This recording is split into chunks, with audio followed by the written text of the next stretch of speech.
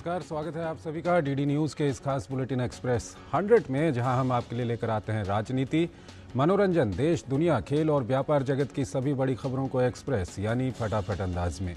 मैं हूं चंद्रशेखर जोशी। तो आइए शुरू करते हैं तेज खबरों का सिलसिला। प्रधानमंत्री नरेंद्र मोदी ने आबू धाबी में बोचासनवासी अक्षर पुरुषोत्तम स्वामीनारायण संस्था BAPS मंदिर का उद्घाटन किया। सुखद संयोग ये रहा कि प्रधानमंत्री मोदी ने ही इसकी आधारशिला साल 2018 में रखी थी और साल 2024 में लोकार्पण भी उन्होंने ही किया। आबू धाबी में निर्मित ये मंदिर भारत और UAE के बीच समृद्ध संबंधों की एक अद्वितीय मिसाल है। प्रधानमंत्री ने अक्षर पुरुषोत्तम की प्रतिमा के मंगलाचरण के बाद आरती पूजन किया। ये आरती BAPS के 1500 मंदिरों में एक साथ की गई। आबू धाबी में निर्मित ये मंदिर 108 फुट ऊंचा है। मंदिर की बाहरी दीवारों पर वैदिक काल और पौराणिक काल की कथाओं को उकेरा गया है। सभी दिव्य हों, सब में दिव्यता विद्यमान हो, इसी उद्देश्य से आई ऑफ डिविनिटी स्थापित की गई है। आबू धाबी में BAPS हिंदू मंदिर के उद्घाटन के मौके पर लोगों को संबोधित करते हुए PM मोदी ने कहा कि ये मंदिर पूरी दुनिया के लिए सांप्रदायिक सौहार्द और एकता का प्रतीक होगा। मंदिर के निर्माण में UAE सरकार की भूमिका सराहनीय है। प्रधानमंत्री नरेंद्र मोदी ने दुबई में वर्ल्ड गवर्नमेंट शिखर सम्मेलन में विश्व नेताओं को संबोधित किया। PM ने विकासशील देशों की चिंताओं और ग्लोबल साउथ की प्राथमिकताओं को सामने लाने पर जोर दिया। PM मोदी ने अपने संबोधन में कहा कि आज की परिस्थितियों में दुनिया को ऐसी सरकारों की जरूरत है जो समावेशी और पारदर्शी हों। PM ने पर्यावरण सहित विभिन्न चुनौतियों से निपटने के लिए गंभीरता को जरूरी बताया। प्रधानमंत्री ने कहा कि सबका साथ सबका विकास के मंत्र पर चलते हुए भारत सरकार इस बात को सुनिश्चित कर रही है कि योजनाओं के लाभ से कोई भी पात्र व्यक्ति वंचित न रहे। PM मोदी ने कहा कि शासन के इस मॉडल से भ्रष्टाचार और भेदभाव दोनों की ही गुंजाइश समाप्त हो जाती है। PM ने कहा कि आज जहां विश्व के अन्य देशों में सरकारों की विश्वसनीयता घट रही है, वहीं भारत में जनता का सरकार पर विश्वास और मजबूत हुआ है। प्रधानमंत्री ने विकासशील देशों की चिंताओं और ज़रूरतों पर ध्यान देने का आह्वान किया। PM ने AI और क्रिप्टो करेंसी जैसे मुद्दों पर वैश्विक प्रोटोकॉल बनाने की भी ज़रूरत बताई।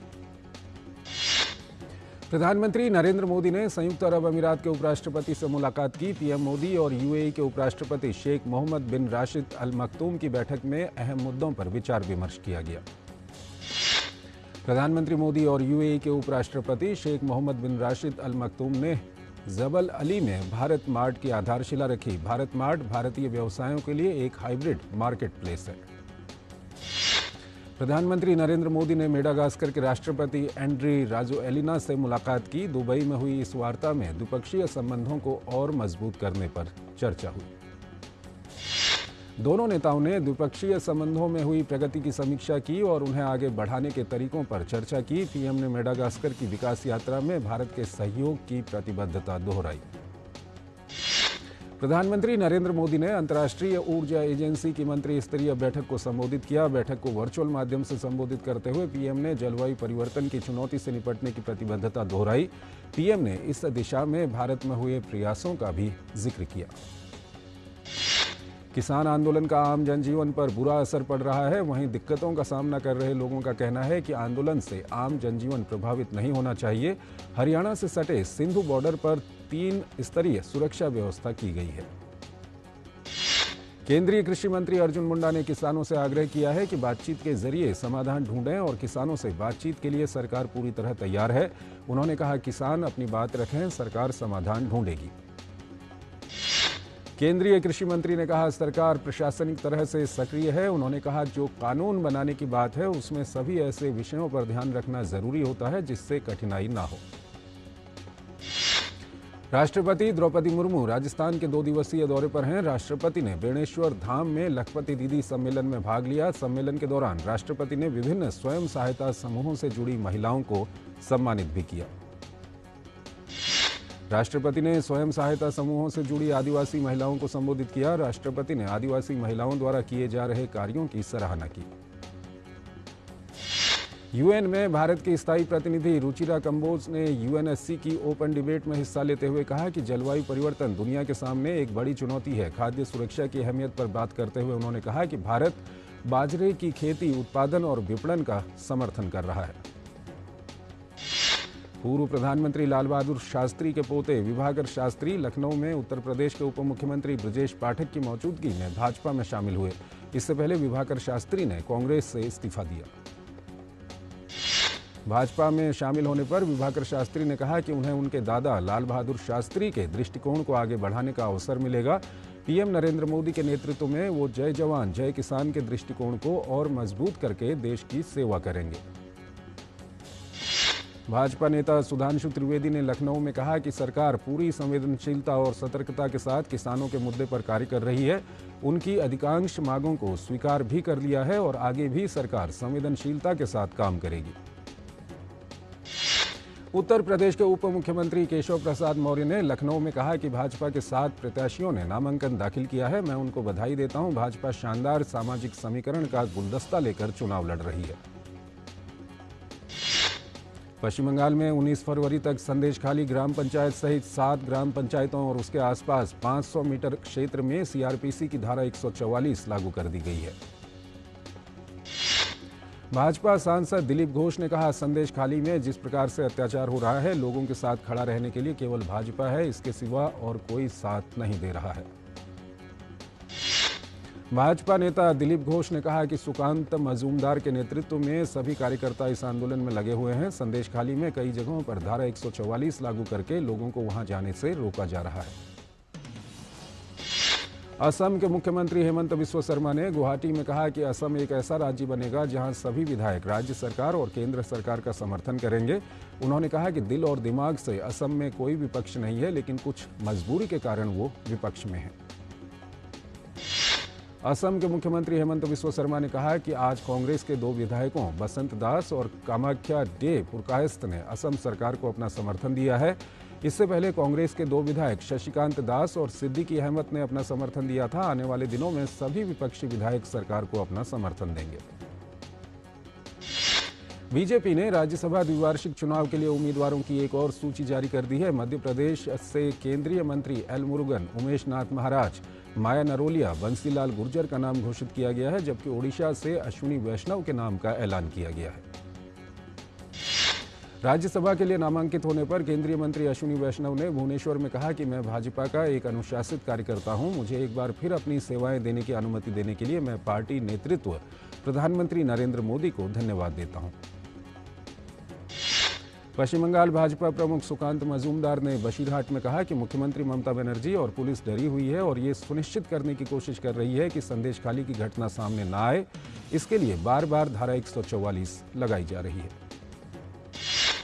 कांग्रेस संसदीय दल की अध्यक्ष सोनिया गांधी ने राजस्थान से राज्यसभा चुनाव के लिए अपना नामांकन दाखिल किया। इस मौके पर जयपुर में उनके साथ राहुल गांधी, प्रियंका गांधी वाड्रा, अशोक गहलोत और गोविंद सिंह डोटासरा मौजूद रहे।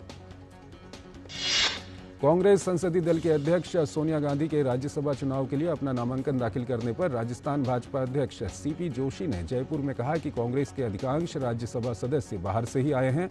अच्छा होता अगर कांग्रेस स्थानीय लोगों को वरीयता देती। भाजपा सांसद सुशील कुमार मोदी ने पटना में कहा कि मुझे खुशी है कि भाजपा ने अति पिछड़ा समाज के 2 लोगों को राज्यसभा में जाने का मौका दिया है। मुझे लगातार 34 साल तक बिना रुकावट के देश के चारों सदनों में रहने का मौका दिया गया। इसके लिए मैं पार्टी का आभारी हूं। भाजपा नेता सुधांशु त्रिवेदी ने उत्तर प्रदेश के लखनऊ में राज्यसभा चुनाव के लिए नामांकन दाखिल किया। उनके साथ मुख्यमंत्री योगी आदित्यनाथ, डिप्टी सीएम ब्रजेश पाठक, मंत्री स्वतंत्र देव सिंह और यूपी के पार्टी प्रभारी वैजयंत पांडा भी मौजूद रहे। लोकसभा अध्यक्ष ओम बिरला ने राजस्थान के कोटा से चौमहला मेमू ट्रेन सेवा का शुभारंभ किया। डकनिया स्टेशन से हरी झंडी दिखाकर उन्होंने ट्रेन सेवा का शुभारंभ किया। इसके साथ ही उन्होंने कोटा से रामगंज मंडी तक ट्रेन का सफर किया। लोकसभा अध्यक्ष ने ट्रेन की हर बोगी में जाकर रेल यात्रियों से किया संवाद। वहीं स्पीकर बिरला को अपने बीच पाकर रेल यात्री खुश हो गए और उन्हें अपने रोजमर्रा के अनुभव बताए और गाड़ियों के समय और यात्री सुविधाओं को लेकर लोकसभा अध्यक्ष को फीडबैक भी दिया। हल्द्वानी के बनभूलपुरा में हुए बवाल को लेकर पुलिस लगातार कार्रवाई कर रही है। नैनीताल के एसएसपी प्रहलाद मीणा ने प्रेस वार्ता करते हुए बताया कि बनभूलपुरा दंगे में शामिल 6 और दंगाइयों को गिरफ्तार किया गया है। इनके पास से पुलिस ने 2 अवैध तमंचे, 6 जिंदा कारतूस, 2 खोखे भी बरामद किए हैं। देश भर में बसंत पंचमी का त्योहार पूरी श्रद्धा और आस्था के साथ मनाया गया। माघ शुक्ल पंचमी तिथि को मनाए जाने वाला ये पर्व बुद्धि और ज्ञान की देवी मां सरस्वती को समर्पित है। इस मौके पर कई जगहों पर लोगों ने श्रद्धा की डुबकी लगाई। एक छोटा सा ब्रेक।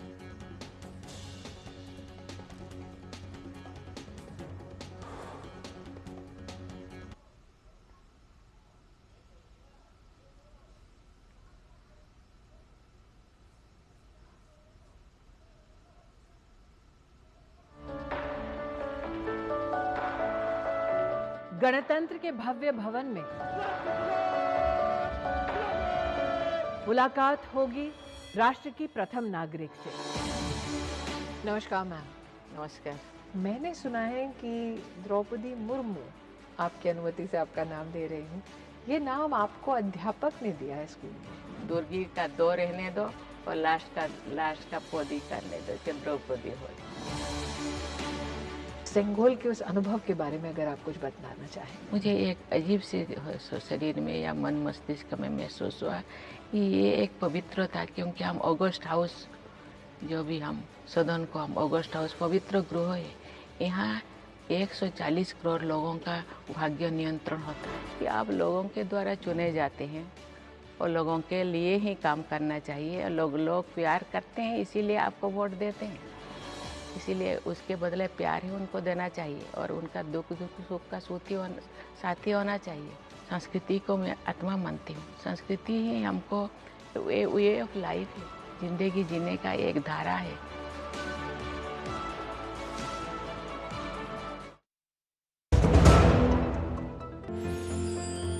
साल बरस और सदी नहीं, एक युग गुजर जाएगा। उम्र न पूछो वंडर की, जब फर्क नजर आएगा। वंडर सीमेंट, फर्क नजर आएगा। स्वागत है आपका ब्रेक के बाद। आइए खबरों के सिलसिले को आगे बढ़ाते हैं। बसंत पंचमी के पावन पर्व पर महाकाल की नगरी उज्जैन में बाबा का विशेष श्रृंगार किया गया। साथ ही महाकाल की विशेष आरती की गई। उज्जैन में महाकाल के दर्शन के लिए सुबह से ही भक्तों की भारी भीड़ उमड़नी शुरू हो गई है। बसंत पंचमी के अवसर पर वृंदावन के बांके बिहारी मंदिर में भक्तों की भारी भीड़ उमड़ी। इस अवसर पर मंदिर में हर तरफ भक्तों के ऊपर गुलाल बरसाया गया। सभी बांके बिहारी की भक्ति में झूमते नजर आए। बसंत पंचमी के शुभ अवसर पर इंडिया कल्चरल एसोसिएशन ने कोलंबो में स्वामी विवेकानंद सांस्कृतिक केंद्र के सहयोग से सरस्वती पूजा का आयोजन किया। इस आयोजन में भारतीय प्रवासियों ने बड़ी संख्या में शामिल होकर ज्ञान, कला और संगीत की देवी सरस्वती की पूजा अर्चना की। दिल्ली के मुख्यमंत्री अरविंद केजरीवाल और उपराज्यपाल विनय कुमार सक्सेना ने राष्ट्रीय राजधानी दिल्ली के लिए 350 ई बसों को हरी झंडी दिखाकर रवाना किया। उत्तर प्रदेश के मुख्यमंत्री योगी आदित्यनाथ ने वाराणसी में संत रविदास मंदिर में पूजा अर्चना की। मुख्यमंत्री ने प्रधानमंत्री नरेंद्र मोदी के प्रस्तावित कार्यक्रम स्थल का निरीक्षण भी किया। विश्व प्रसिद्ध श्री बद्रीनाथ धाम के कपाट रविवार 12 मई को प्रातः 6 बजे खुलेंगे। बसंत पंचमी के मौके पर राज दरबार नरेंद्र नगर में आयोजित धार्मिक समारोह में कपाट खुलने की तिथि की घोषणा की गई। छत्तीसगढ़ के राम भक्तों के लिए अयोध्या में श्री रामलला दर्शन योजना के तहत दूसरी ट्रेन रवाना की गई। रायपुर में मुख्यमंत्री विष्णुदेव साय ने हरी झंडी दिखाकर ट्रेन को रवाना किया। इससे पहले 7 फरवरी को पहली ट्रेन दुर्ग से गई थी। उत्तराखंड के मुख्यमंत्री पुष्कर सिंह धामी ने जौलीग्रांट स्थित देहरादून हवाई अड्डे के नए टर्मिनल भवन का उद्घाटन किया। इस मौके पर कई गणमान्य लोग उपस्थित थे। उत्तराखंड के मुख्यमंत्री पुष्कर सिंह धामी ने कहा कि हवाई अड्डे के नए टर्मिनल भवन बनने से यहां सेवाओं में बढ़ोतरी होगी। नरेंद्र मोदी के प्रधानमंत्री बनने के बाद हमारे राज्य में हर क्षेत्र में तेजी से सभी सेवाएं बढ़ी हैं। प्रवर्तन निदेशालय ने खनन कारोबारी मेघराज सिंह के दिल्ली, राजस्थान समेत कई ठिकानों पर छापेमारी की है। खनन क्षेत्र में कथित अनियमितताओं से जुड़ी मनी लॉन्ड्रिंग की जांच के लिए ये कार्रवाई की जा रही है। प्रवर्तन निदेशालय ने दिल्ली के मुख्यमंत्री अरविंद केजरीवाल को शराब नीति घोटाले में 19 फरवरी को पूछताछ के लिए बुलाया। ये 6ठा नोटिस है जो केजरीवाल को एजेंसी ने भेजा है। ईडी ने केजरीवाल को 31 जनवरी, 17 जनवरी, 3 जनवरी, 21 दिसंबर और 2 नवंबर को समन भेजा था। इससे पहले बार बार ईडी के समन को नजरअंदाज करने पर राउज एवेन्यू कोर्ट ने दिल्ली के मुख्यमंत्री को समन जारी किया था। 8 फरवरी को हल्द्वानी के बनभूलपुरा में हुई हिंसा की जांच शासन के निर्देश पर कुमाऊं कमिश्नर दीपक रावत को दी गई है। ऐसे में इस पूरे मामले की जांच कुमाऊं कमिश्नर दीपक रावत द्वारा शुरू कर दी गई है।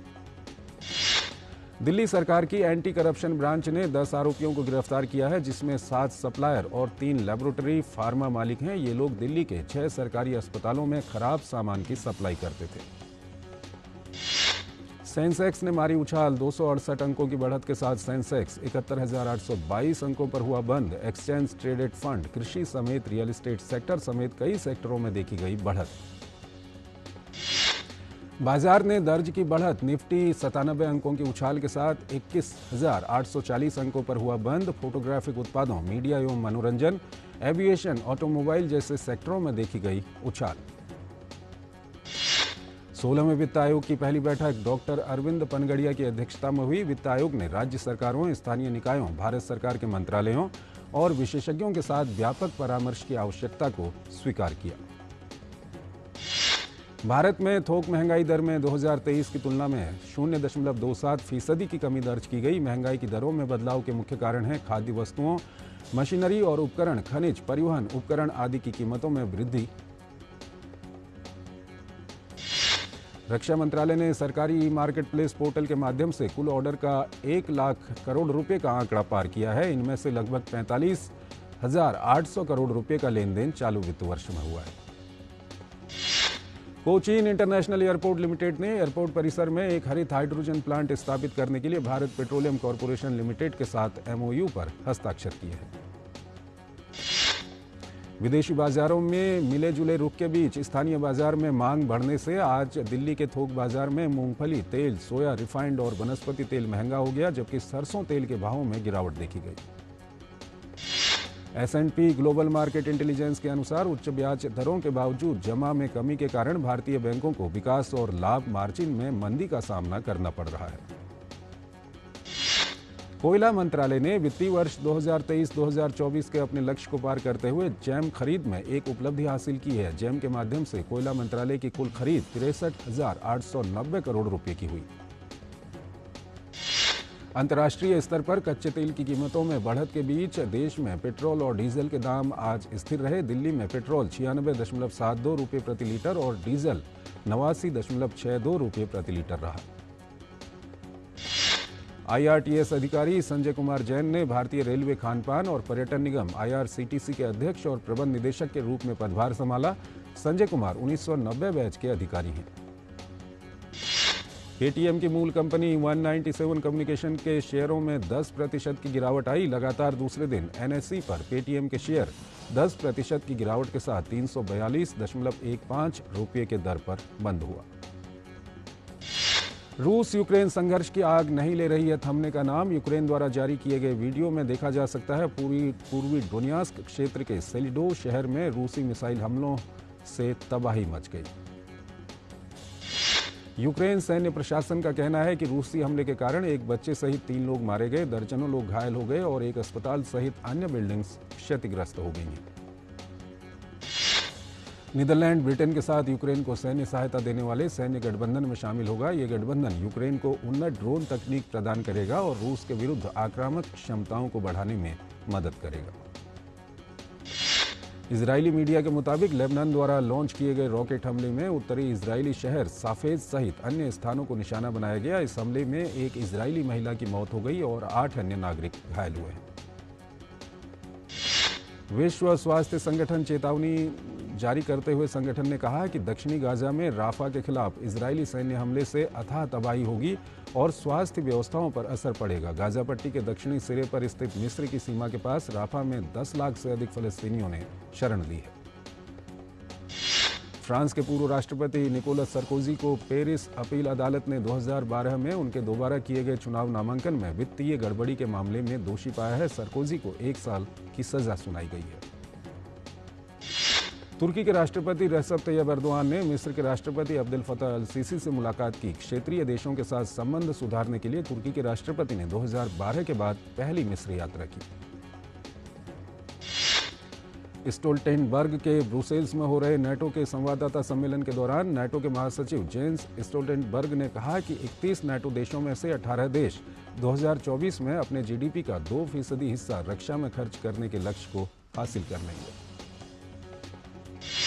मैक्सिको के सशस्त्र बलों ने उत्तरी सोनोरा राज्य में एक गुप्त मेथ मेगा प्रयोगशाला को नष्ट किया है। वर्तमान मैक्सिको प्रशासन के तहत मिलने वाली ये अब तक की सबसे बड़ी मैथ लैब है। नेपाल में बसंत पंचमी की धूम है। नेपाल के राष्ट्रपति रामचंद्र पौडेल ने काठमांडू में आयोजित बसंत पंचमी समारोह में भाग लिया और धार्मिक ग्रंथों का पाठ किया। ईरान के मुख्य दक्षिण उत्तर गैस पाइपलाइन नेटवर्क में 2 बड़े विस्फोट हुए। ईरानी तेल मंत्री जवाद ओजी का कहना है कि यह विस्फोट पाइपलाइन में छेड़खानी करने से हुआ है। स्पेन की पुलिस ने अटलांटिक के मध्य में दक्षिण अमेरिका से आ रही एक नाव पर संदिग्ध कोकीन तस्करों के एक समूह को गिरफ्तार किया। ये मामला नवंबर का है, लेकिन जांच पूरी होने के बाद इस मामले को उजागर किया गया। मलेशिया में चल रही एशियन टीम बैडमिंटन चैंपियनशिप में आज भारतीय महिला टीम ने उलटफेर करते हुए चीन को 3-2 से हरा दिया। यह पहला मौका है जब भारत ने किसी टीम इवेंट में चीन को हराया है।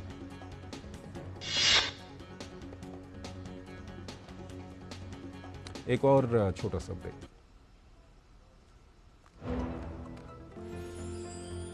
साल बरस और सदी नहीं, एक युग गुजर जाएगा। उम्र न पूछो वंडर की, जब फर्क नजर आएगा। वंडर सीमेंट, फर्क नजर आएगा। स्वागत है आपका ब्रेक के बाद, और आइए अब खबरों के सिलसिले को और आगे बढ़ाते हैं। बैडमिंटन एशिया टीम चैंपियनशिप में भारतीय पुरुष टीम ने हांगकांग को मात देकर क्वार्टर फाइनल में जगह बनाई। इस जीत के साथ भारतीय पुरुष टीम ने यह सुनिश्चित कर दिया कि वो ग्रुप ए में शीर्ष 2 में रहेंगे। भारत और इंग्लैंड के बीच सीरीज का तीसरा टेस्ट गुरुवार से राजकोट में शुरू होने जा रहा है। तीसरे टेस्ट में भारतीय टीम लोकेश राहुल के बिना उतरेगी, वहीं विराट कोहली पूरी सीरीज से बाहर हैं। तीसरे टेस्ट के लिए चुनी गई टीम में इंग्लैंड ने ऑफ स्पिनर शोएब बशीर के स्थान पर मार्क वुड को शामिल किया है। अफगानिस्तान के मोहम्मद नबी ताज़ा जारी आईसीसी वनडे रैंकिंग्स में दुनिया के नंबर 1 ऑलराउंडर बन गए हैं। नबी वनडे रैंकिंग्स में नंबर 1 ऑलराउंडर बनने वाले सबसे अधिक उम्र के खिलाड़ी हैं।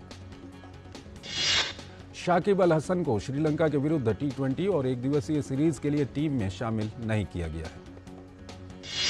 न्यूजीलैंड के तेज गेंदबाज ट्रेंट बोल्ट पिछले साल भारत में आयोजित हुए वनडे विश्व कप के बाद पहली बार कीवी टीम में शामिल हो गए हैं।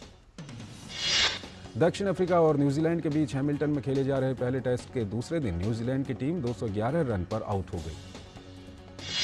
नई दिल्ली में आज 45वें शतरंज ओलंपियाड के लिए मशाल हैंड ऑफ समारोह की शुरुआत हुई। इस अवसर पर केंद्रीय खेल मंत्री अनुराग ठाकुर शामिल रहे। केंद्रीय खेल मंत्री अनुराग सिंह ठाकुर ने कहा कि यह हमारे देश के लिए बड़े गर्व की बात है कि टूर्नामेंट के लिए चुने गए 16 खिलाड़ियों में से 5 भारत के हैं। फिल्म निर्माता रोहित शेट्टी की आगामी फिल्म सिंघम अगेन में अभिनेता अर्जुन कपूर खलनायक की भूमिका निभाएंगे।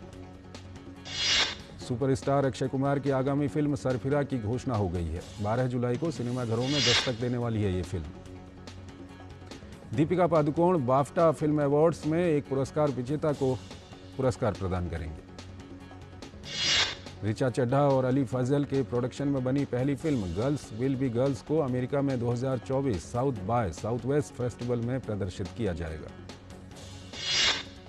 एनिमल स्टार रश्मिका मंदाना नेहा धूपिया के पॉडकास्ट नो फिल्टर नेहा के 6ठे सीजन में दिखाई देंगी।